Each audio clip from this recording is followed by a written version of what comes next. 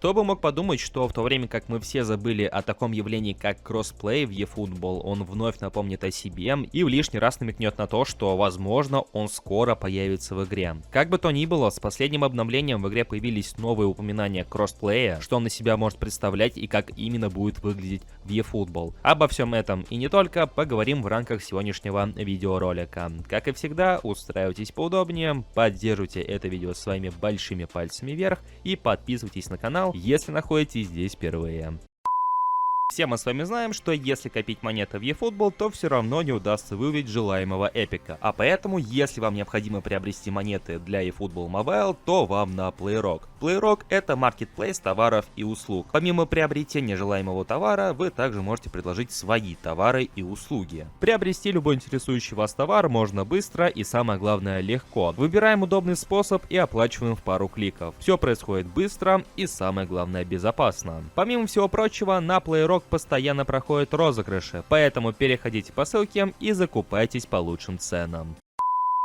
Итак, в чем же заключается смысл новых скриншотов, новых сливов? О чем они и в целом относятся ли к кроссплатформенности? Эти самые скриншоты вы наблюдаете на своих экранах, и как мы можем заметить, это одно из разновидностей меню, которое может выскакивать в игре. Здесь упоминаются как консоли отдельно и с припиской All, скорее всего все консоли, и также отдельное меню, которое упоминает мобильную версию игры и Xbox, и также All, то есть все. Из предположений игроков это может быть банально менюшкой выбора серверов, чтобы подключаться к серверам, которые будут подключать к себе не только, например, консольщиков, но и мобильных игроков тоже. Или наоборот, не только мобильных игроков, но и обладателей консоли Xbox, к примеру. В менюшке представлено около 8 позиций возможного выбора, и если перевести вот эти вот китайские символы и иероглифы, то в принципе ничего интересного мы также здесь не увидим. Здесь просто написано выбор 1, выбор 2, выбор 3 и так далее. Я так подозреваю, что данное меню было обнаружено именно в ПК-версии, поскольку на консолях подобное вряд ли бы получилось открыть,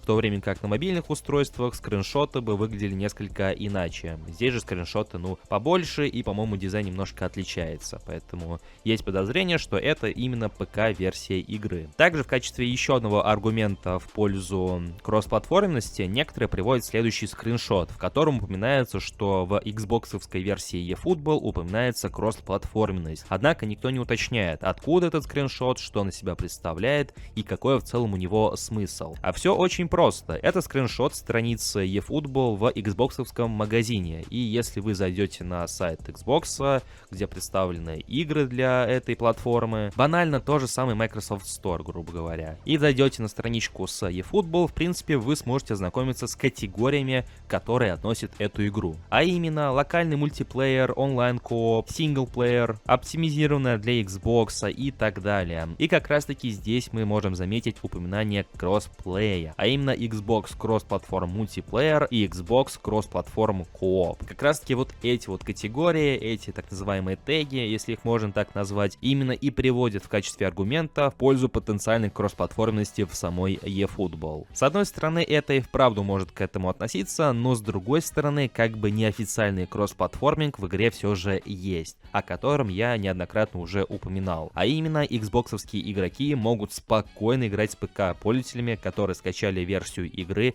именно через Microsoft Store, а не через Steam. И вполне возможно, что в этих тегах, в этих категориях на странице с игрой упоминается именно подобная кроссплатформенность. А поэтому я бы не стал в лишний раз соотносить вот этот скриншот со скриншотами, которые были обнаружены в самой игре, именно вот с этими менюшками возможного выбора серверов или что это. Лучше дождаться комментариев каких-нибудь датамайнеров, ребят, которые исследуют файлы игры, а именно условного дурандила PES, который, как правило, всем этим занимается, ищет, разыскивает, и дождаться его мнения на весь этот счет. И банально, если допустить факт, что это действительно все относится к кроссплатформенности, Konami активно намекают о ней, стоит ли ожидать ее в ближайшее время. И здесь бы я тоже не был так уверен, потому что в конце концов на сегодняшний день у нас все еще присутствует полноценный, мать его, игровой режим 3 на 3. который до сих пор не активирован в игре. Несмотря на уже пару-тройку обновлений, на заметное оперативное обновление, он все еще находится в неактивном состоянии, он банально выключен разработчиками. Его можно включить путем пары-тройки махинаций, что нам лишний раз и продемонстрировал тот же самый Duranzil PS, но разработчики пока что не торопятся этого делать.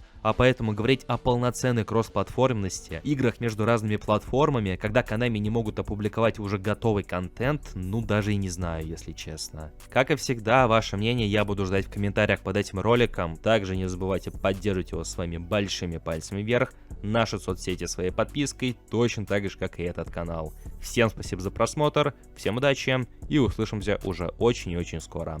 Всем пока!